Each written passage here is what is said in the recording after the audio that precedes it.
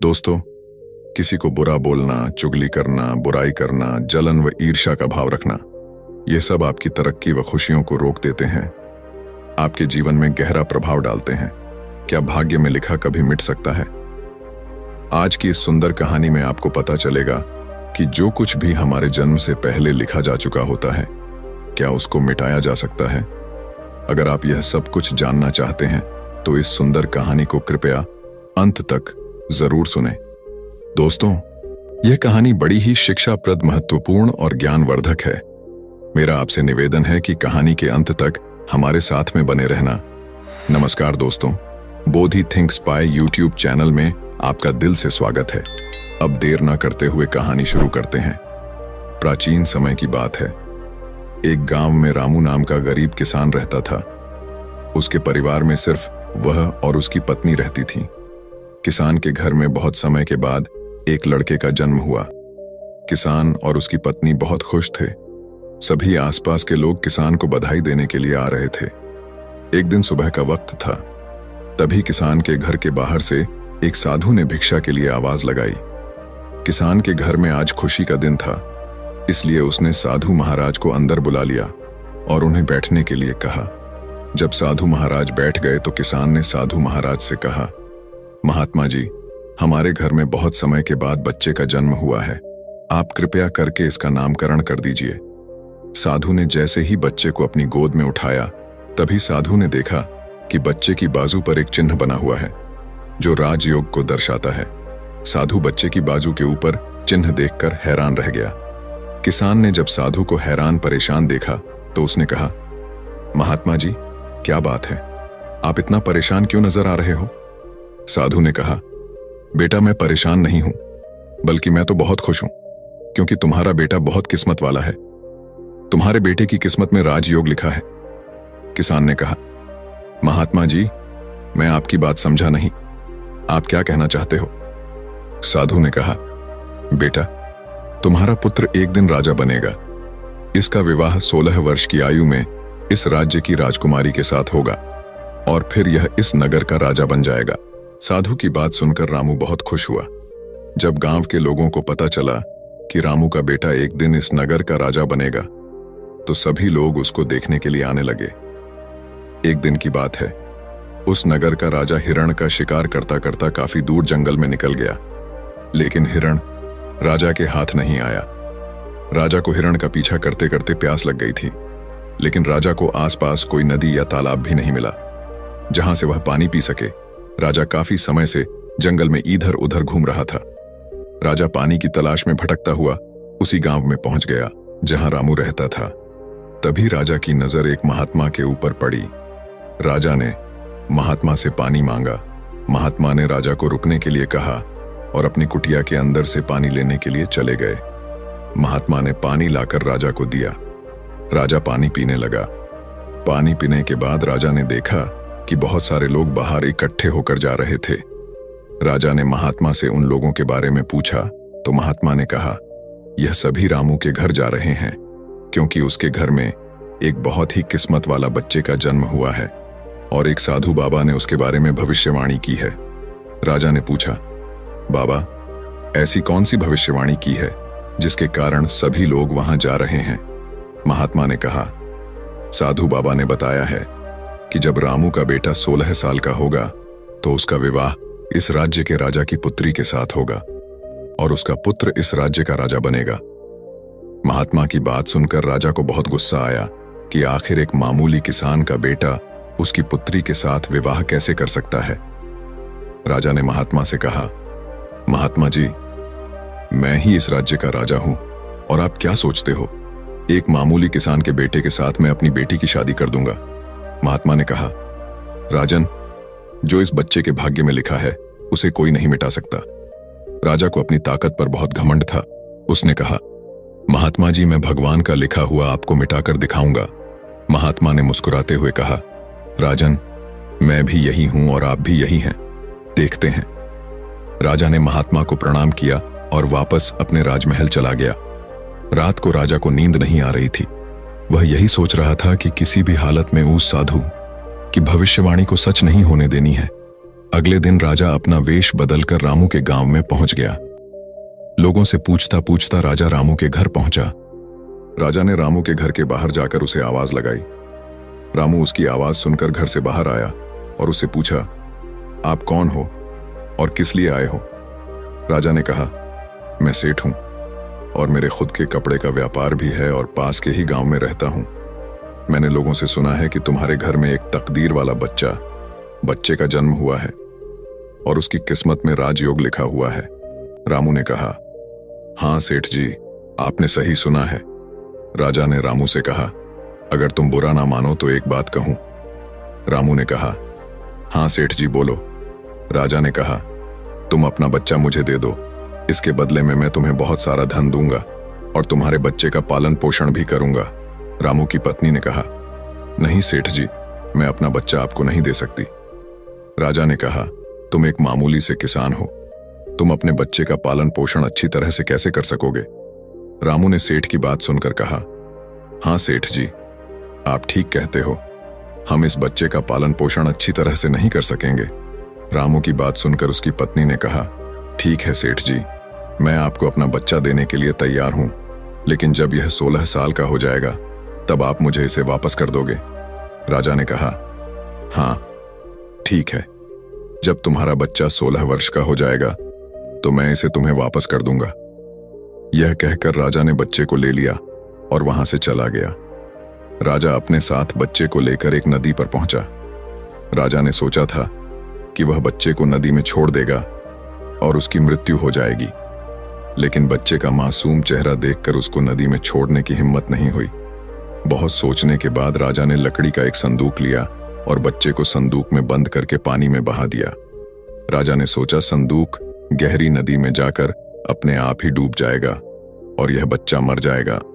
यह सोचकर राजा अब निश्चित होकर वापस राजमहल में चला गया कि अब यह बच्चा वापस नहीं आएगा और मेरी बेटी के साथ इसकी शादी भी नहीं होगी। मैंने भाग्य का लिखा हुआ मिटा दिया। उधर वह संदूक बहता हुआ एक नदी के किनारे पर पहुंचा, जहां पर एक धनवान सेठ सूर्य देवता को जल चढ़ा रहे थे। उस सेठ ने जब संदूक को खोलकर देखा तो उसके अंदर एक बच्चे को देखकर वह हैरान हो गए। उस सेठ की कोई संतान नहीं थी। सेठ उस बच्चे को अपने घर ले गया। सेठ की पत्नी बच्चे को देखकर बहुत खुश हुई। उसने जब सेठ से पूछा कि यह बच्चा किसका है, तो सेठ ने उसको बच्चे के बारे में बताया कि कैसे वह उस नदी में बहता हुआ मिला है। सेठ और उसकी पत्नी ने बच्चे के लिए भगवान को हाथ जोड़कर धन्यवाद किया। अब वह बच्चा सेठ के घर में पलने लगा। सेठ ने उस लड़के का नाम सूरज रखा था। इसी तरह धीरे धीरे 16 वर्ष बीत गए। सूरज बहुत ही समझदार और बुद्धिमान था। एक दिन सूरज को अध्यापक पढ़ा रहा था। अध्यापक जो कुछ भी पूछता, सूरज तत्काल उसका जवाब दे देता। यह देखकर अध्यापक ने सूरज को कहा, तुम तो बहुत ही समझदार और ज्ञानी हो, तुम आगे चलकर बहुत बड़े आदमी बनोगे। अध्यापक सूरज की प्रशंसा कर रहा था कि तभी वहां से वही राजा गुजर रहा था जो किसी दूसरे राज्य में किसी काम से जा रहा था। राजा ने जब सूरज की तरफ देखा तो राजा वहीं पर रुक गया। राजा ने सूरज से पूछा, बेटा तुम कौन हो और कहां रहते हो और तुम्हारे पिताजी का नाम क्या है? सूरज ने कहा, महाराज मैं सेठ हीरालाल का पुत्र हूं। यह पूछकर राजा वहां से चला गया। अपना कार्य करने के पश्चात राजा जब वापस आया तो वह सेठ हीरालाल के घर गया और उसने हीरालाल से कहा, तुम्हारा बेटा बहुत ही समझदार और बुद्धिमान है। सेठ हीरालाल ने राजा की बात सुनकर कहा, महाराज मैं उसका असली पिता नहीं हूं, मैंने तो उसे सिर्फ पाला है, लेकिन वह मेरे लिए बेटे से भी बढ़कर है। राजा ने सेठ हीरालाल से पूछा, क्या यह लड़का आपका पुत्र नहीं है? तो फिर यह लड़का आपको कहां से मिला? फिर सेठ हीरालाल ने राजा को सारी कहानी सुनाई कि कैसे वह उसे बहते हुए पानी में एक संदूक से मिला था। जब राजा ने सेठ हीरालाल की बात सुनी तो वह चौंक गया। राजा समझ गया था कि यह बच्चा वही है जिसे मैंने 16 साल पहले नदी में बहा दिया था। राजा और सेठ हीरालाल अभी बातें कर ही रहे थे कि वहां पर सूरज आ गया। राजा ने सूरज को देखा तो उसने सेठ हीरालाल से कहा, सेठ जी मुझे आगे किसी काम से जाना है, अगर आप अपने बेटे के हाथों मेरी एक चिट्ठी महारानी तक पहुंचा दो तो मैं उसको सोने की 50 मोहरें दूंगा। सूरज ने यह सुनकर राजा से कहा, हाँ महाराज क्यों नहीं, मैं आपकी चिट्ठी जरूर पहुंचा दूंगा। राजा ने चिट्ठी में चुपचाप एक संदेश लिखा और चिट्ठी के ऊपर मोहर लगा दी और चिट्ठी सूरज को पकड़ा दी और कहा कि बेटा यह लो, यह रानी तक पहुंचा देना। सूरज चिट्ठी लेकर चला गया। सूरज चलते चलते एक घने जंगल से गुजर रहा था कि वह रास्ता भटक गया। उसे रास्ता ढूंढते ढूंढते रात हो गई। सूरज रात गुजारने के लिए कोई जगह ढूंढने लगा। तभी उसकी नजर एक झोपड़ी के ऊपर पड़ी। सूरज ने सोचा, मैं रात यहीं पर बिता लेता हूं। यह सोचकर सूरज घोड़े से नीचे उतरा और झोपड़ी के अंदर चला गया। जब सूरज अंदर गया तो उसने देखा कि एक बूढ़ी औरत खाना बना रही थी। बूढ़ी औरत ने सूरज को देखा तो उससे पूछा कि बेटा तुम कौन हो और बिना इजाजत अंदर क्यों आए हो। सूरज ने अपने बारे में बताया कि वह रास्ता भटक गया है, इसलिए रात गुजारने के लिए यहां पर आया है। सूरज की बात सुनकर बूढ़ी औरत को उसके ऊपर दया आ गई, लेकिन फिर बूढ़ी औरत ने सूरज से कहा, बेटा तुम्हारा यहां पर रुकना ठीक नहीं है, क्योंकि यह डाकुओं का अड्डा है। अभी कुछ ही देर में डाकू आने वाले हैं। यदि उन्होंने तुम्हें यहां देख लिया तो तुम्हारे लिए परेशानी खड़ी हो जाएगी। सूरज ने कहा, लेकिन माताजी इतनी भयानक रात में मैं कहीं और जा भी नहीं सकता। अगर मैं बाहर गया तो जंगली जानवर मुझे खा जाएंगे। इससे अच्छा है मैं यहाँ कोने में जाकर लेट जाता हूँ। यह कहकर सूरज कोने में जाकर लेट गया। कुछ समय के बाद डाकू अपने घर वापस आए। डाकुओं ने जब घोड़े को बाहर देखा तो सूरज बूढ़ी माता से उसके बारे में पूछा। बूढ़ी माता ने उनको बताया कि इसका का नाम सूरज है। यह बहुत ही नेक दिल बच्चा है और यह राजा के काम से राजमहल जा रहा है। जब डाकुओं ने यह सुना तो उन्हें कुछ संदेह हुआ। वह राजा की हरकतों के बारे में जानते थे, इसलिए उन्होंने सूरज की जेब से चिट्ठी निकाली और उसे पढ़ने लगे। जैसे ही डाकुओं ने वह चिट्ठी पढ़ी तो वह सब समझ गए। बूढ़ी माता ने उनसे पूछा, चिट्ठी में क्या लिखा है। उनमें से एक डाकू ने बताया कि चिट्ठी में लिखा है कि जैसे ही यह लड़का तुम्हारे पास पहुंचे, इसको उसी समय मरवा कर कहीं दूर दफना देना। यह काम मेरे पहुंचने से पहले हो जाना चाहिए। बूढ़ी माता ने जब यह बात सुनी तो बोली, यह राजा कितना दुष्ट है, जिसके हाथों चिट्ठी भिजवा रहा है, उसी को मरवाने का आदेश भी दे रहा है। यह सोचकर बूढ़ी माता ने सोचा कि मुझे इस मासूम को बचाना चाहिए। उसने डाकुओं से कहा। तब डाकुओं ने दूसरी चिट्ठी लिखकर उस चिट्ठी से बदल दी और वापस सूरज की जेब में रख दी। इसके बाद डाकू वहां से चले गए। सुबह होते ही सूरज उठा और बूढ़ी माता को धन्यवाद देकर वहां से चला गया। सूरज कुछ समय के बाद ही राजमहल पहुंच गया और उसने चिट्ठी महारानी को दे दी। महारानी ने चिट्ठी पढ़ी तो चिट्ठी में लिखा था कि यह लड़का बहुत ही बुद्धिमान और ज्ञानी है। यह राजकुमारी से विवाह करने लायक है, इसलिए मेरे आने से पहले ही तुम इसका विवाह राजकुमारी से कर दो। महारानी सोचने लगी कि आखिर ऐसे कैसे महाराज किसी अनजान से राजकुमारी का विवाह कर सकते हैं, लेकिन फिर उसने देखा कि चिट्ठी पर राजा की मोहर भी लगी हुई थी, इसलिए यह लड़का झूठ नहीं बोल सकता। यह सोचकर महारानी ने राजकुमारी का विवाह उस युवक से कर दिया। कुछ दिनों के बाद जब राजा वापस आया तो उसे पता लगा कि उसकी पुत्री का विवाह उसी युवक से हो गया है।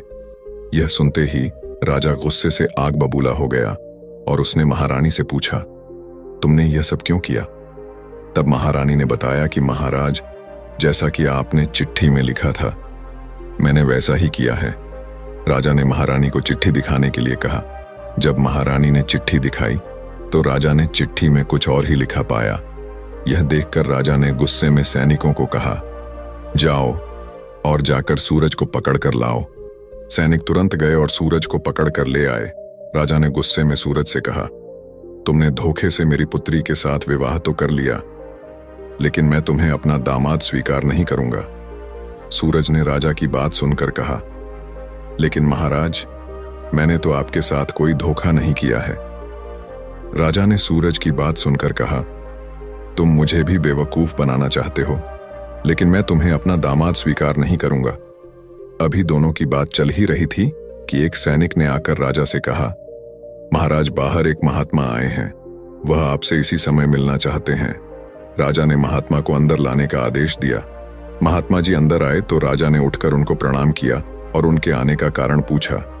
महात्मा ने कहा, राजन, लगता है आपने मुझे पहचाना नहीं। राजा ने कहा, नहीं महाराज, मैंने आपको नहीं पहचाना। नहीं, महात्मा ने मुस्कुराते हुए कहा, राजन, मैं वही हूं जिसे तुम आज से 16 वर्ष पहले भाग्य का लिखा मिटाने की बात बोलकर आए थे।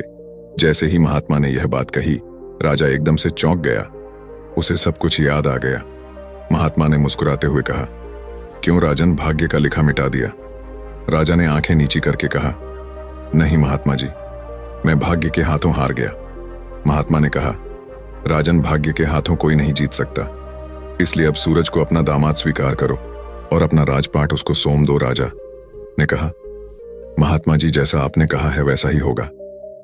राजा को समझाकर महात्मा जी वहां से चले गए। राजा ने सूरज से माफी मांगी और सारा राजपाट उसको सौंप दिया। तो दोस्तों, कैसी लगी आपको ये कहानी? आप हमें कमेंट सेक्शन में जरूर बताना, और अच्छी लगी हो तो इस चैनल को सब्सक्राइब जरूर कर लेना। तो चलिए मिलते हैं ऐसी ही कोई नई कहानी में। तब तक के लिए अपना ख्याल रखें। धन्यवाद और नमो बुद्धाय।